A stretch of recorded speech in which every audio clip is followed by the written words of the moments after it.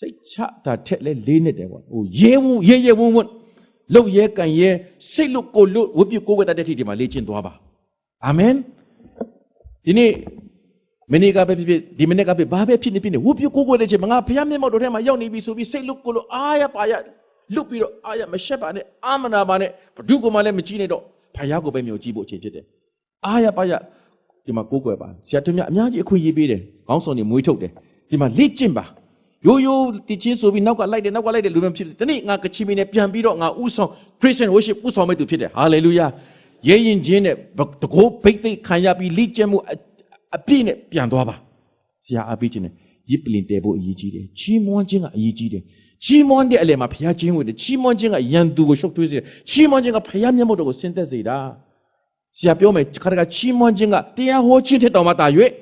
အရေးကြီးတယ်လို့ဆရာပြောခြင်းတယ်နော်ဒီနေ့ဘုရားခင်သိကောင်းမြတ်တော်ဘုရားခင်ပြတယ်ရစ်ပလင်ကိုတည်၍သာဝရဘုရားနာမတော်ကိုပတ္ထနာပြု၏တဲ့ဟာလေလုယ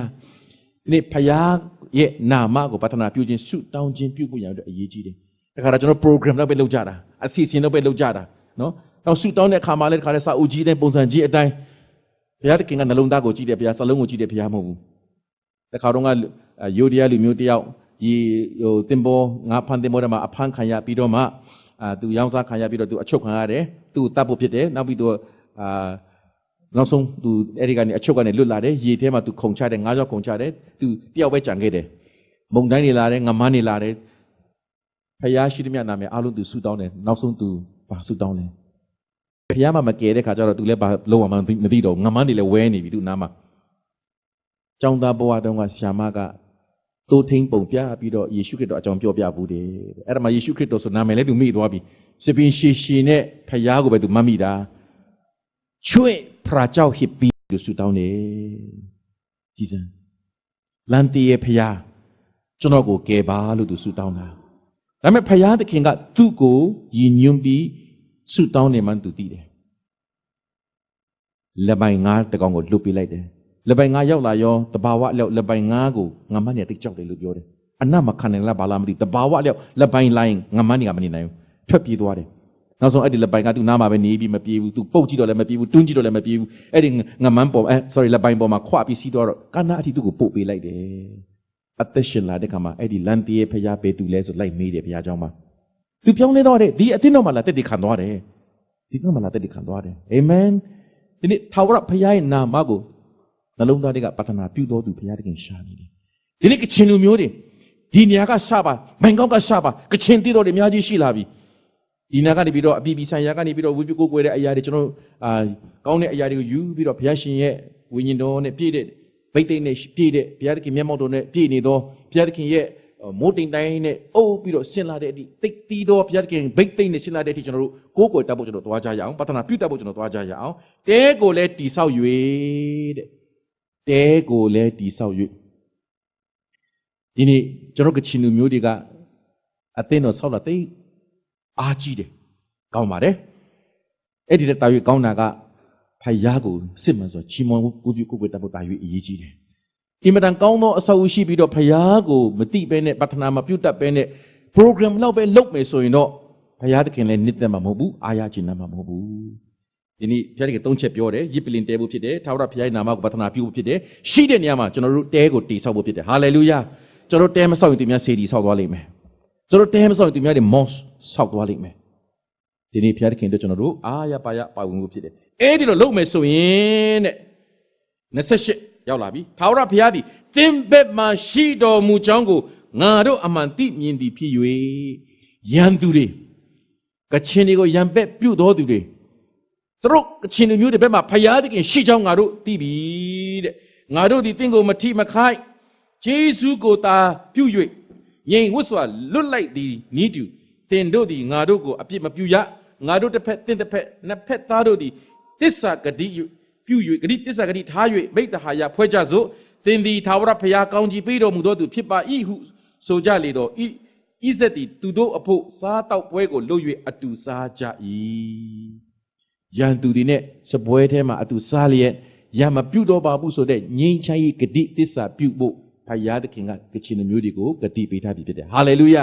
ာတနေ့ကချင်မျိုးငြိမ်သက်ခြင်းငြိမ်ဝတ်ခြင်း ရှိမယ်ဆိုတာကိုဖျားတဲ့ခင်ကပြန်ပေးမယ်ဆိုတော့ဂတိရှိတတ်ပြီဖြစ်တယ်ရေဟောဘုံရဲ့အတိတ်တွေကသင်တို့နေစရာအခန်းပြန်ပေးပြီတဲ့ဟာလေလုယာကချင်လူမျိုးတွေအားလုံးကျွန်တော်ကချင်ပြန်ကြရအောင်ကချင်လည်းပြန်ကြရအောင်အာမင်တနည်းကြံဆရာလည်းပြန်မယ်ဘယ်နှယောက်ပြန်ကြမလဲလွန်ခဲ့တဲ့တနည်းကျော်လောက်ကယူဒီယာနေဆက်မှာ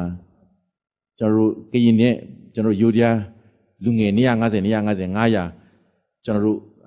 မိတ္တာရဖွဲ့ကြတယ်ကျွန်တော် BC 500လို့ခေါ်တယ် Border Children 900လောက်ကြတယ်အဲ့ဒါမှဆရာလည်းတော့ပြီးတော့နှုတ်ကပတ်တော်ဝင်900တယ်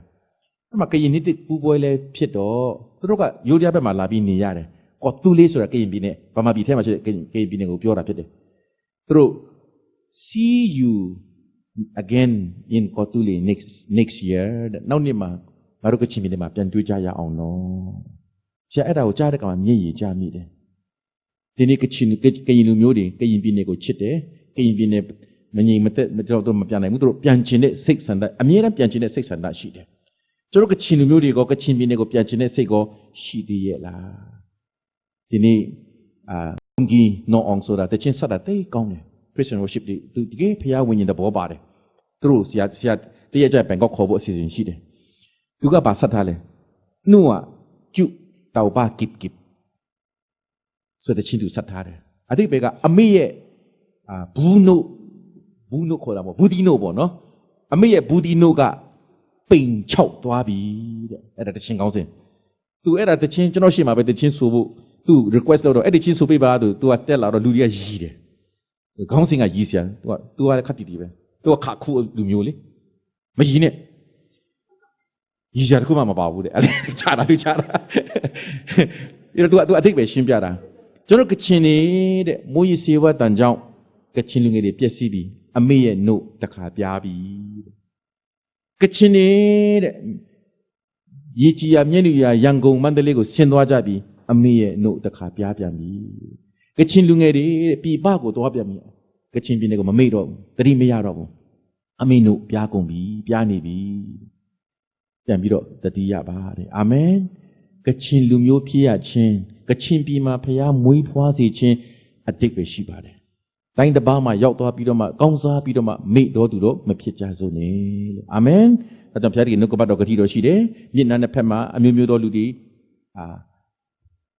အသက်ဖြစ်လာဖို့အတီးတီးလာဖို့အရွယ်မညွန်းနှံဖို့တကယ်လို့ရှိတယ်ပြီးတဲ့အခါမှာ26မှာပြည့်တဲ့တန်ဘုရားသခင်ကရေဟောဖို့ဆိုတဲ့နေရာကိုငါပြန်ပေးပြီးဆိုတဲ့ဂတိရှိပါတယ်ဒီနေ့ကချင်ပြည်နယ်လောက်ကောင်းတာကဘာမှာဘယ်မှာမှမရှိပါဘူး